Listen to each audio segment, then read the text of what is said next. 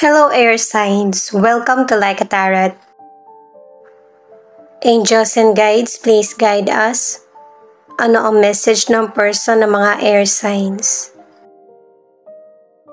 Ikaw na lang bahalang tumukoy kung person mo ba ito or ikaw kasi connected ka sa kanya.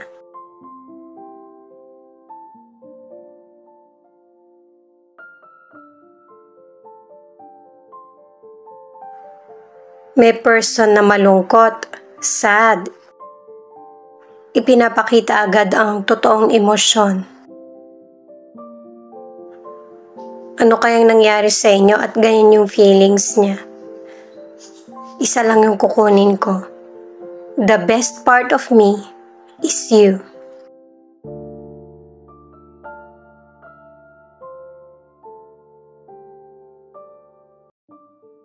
Meron ka bang pinagselosan? Ito yung sabi niyo, friends lang kami.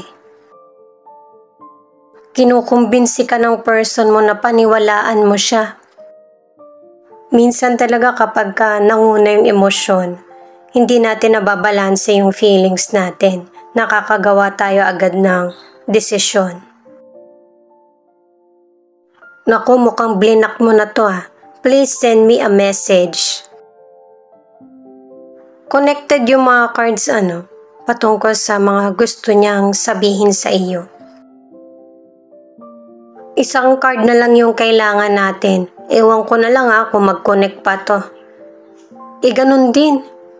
Happy ako sa relasyon natin. Masaya ako sa feeling mo. Pasensya na kayo guys, maingay yung aso ko.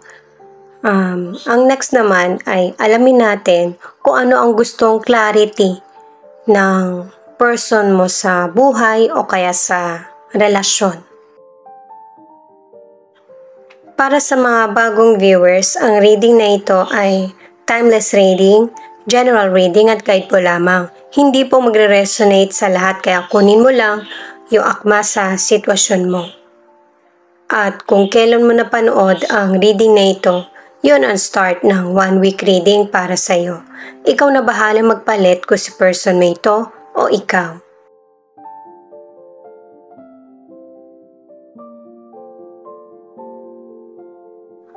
Pwedeng ikaw ito yung person mo na gusto ng space sa buhay o kaya sa relasyon.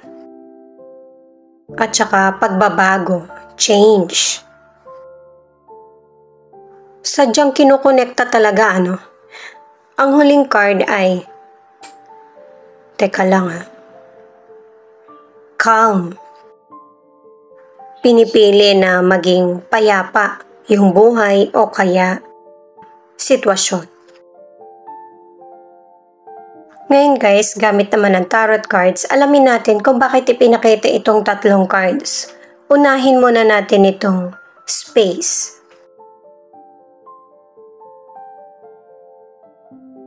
Two of Pentacles, Nine of Cups, at Page of Wands.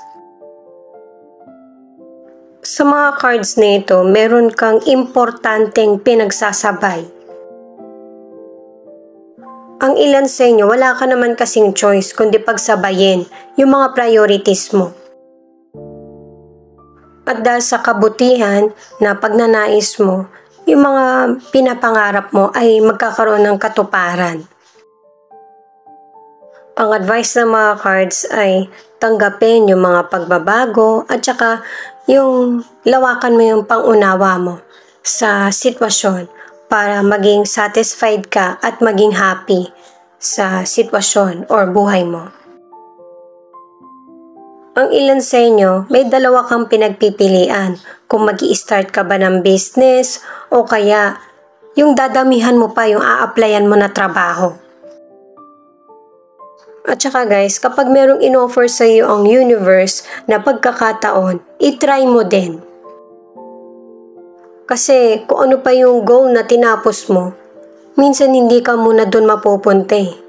Meron ka munang pagdaraanan.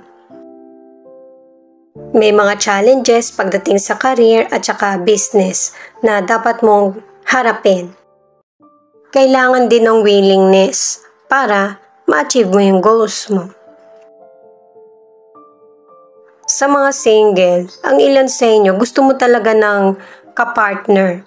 Pero kailangan 100% mabibigyan mo siya ng atensyon. Lalo na't ang ilan sa inyo, mamimit mo yung kamatch mo. At saka sa mga single, kapag dumating itong potential person, mas lalo kang gaganahan sa trabaho mo or ginagawa. Ang ilang single, okay ka naman sa ngayon eh.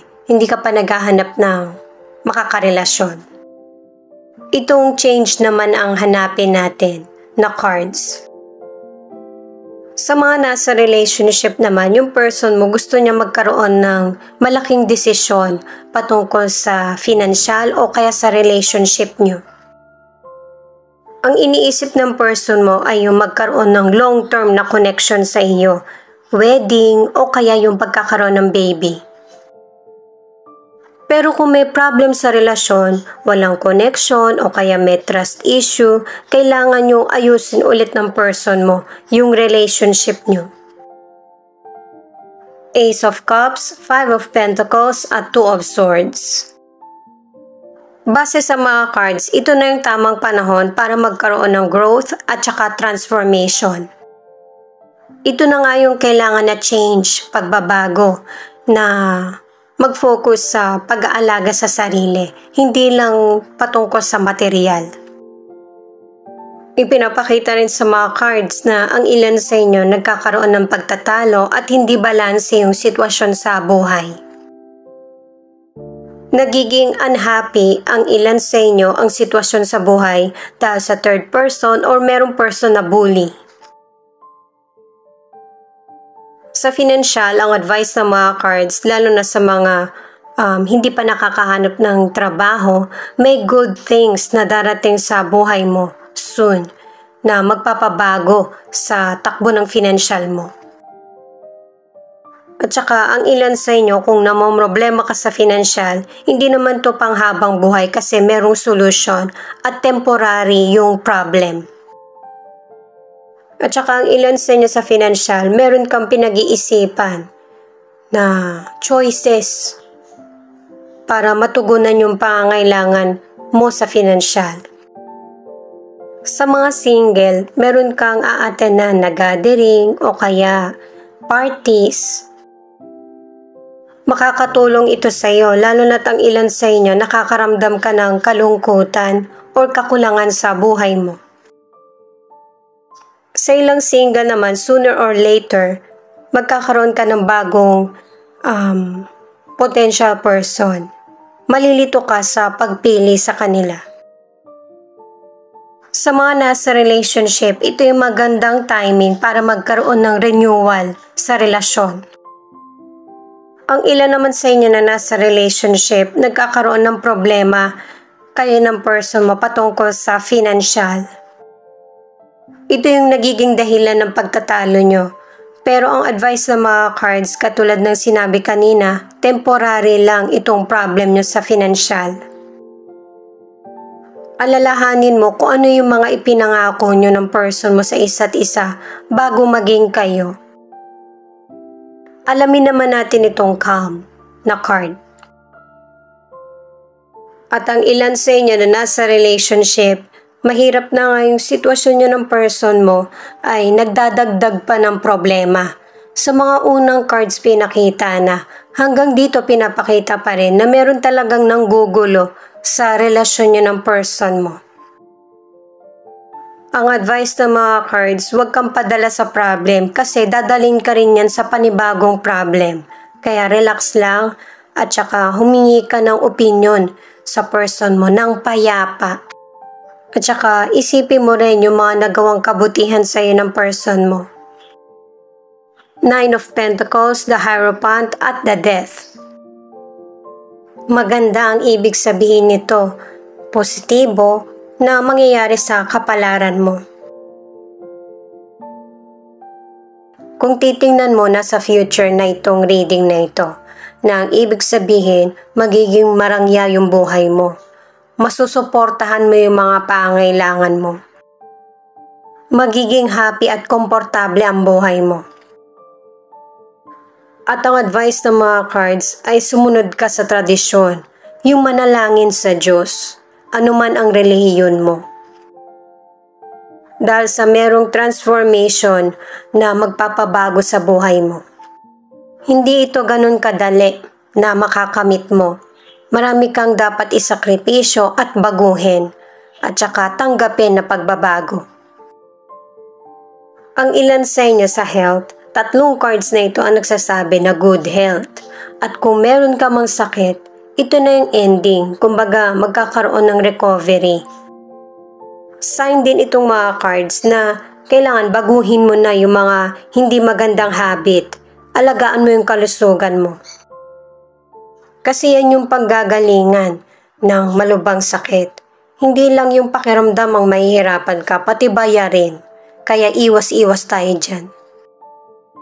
Sa relationship, mas lalong nagiging matibay yung relasyon nyo ng person mo, yung connection at saka commitment. 2 cards ang nagsasabi niyan. Pero para sa ilan na nasa relationship, kung nagkakaroon kayo ng problema ng person mo at hindi mo na nakikitaan ng lunas, ito na yung time para mag-let go.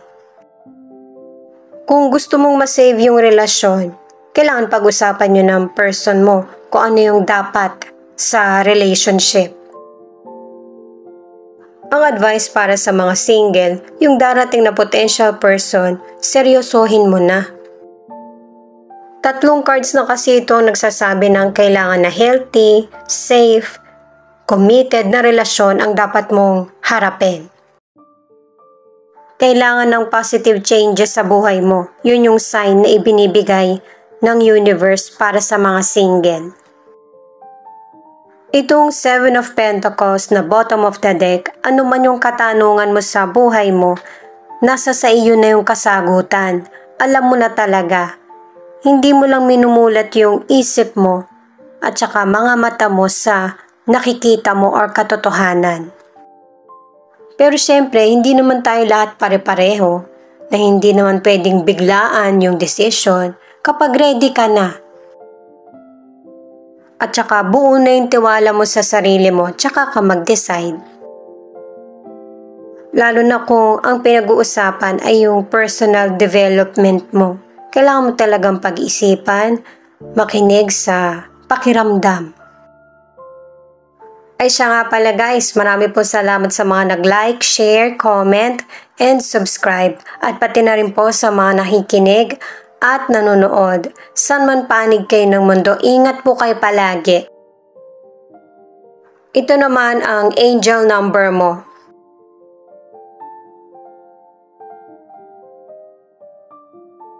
111 is a reminder that your thoughts are powerful. So pay attention to the energy you release to the world.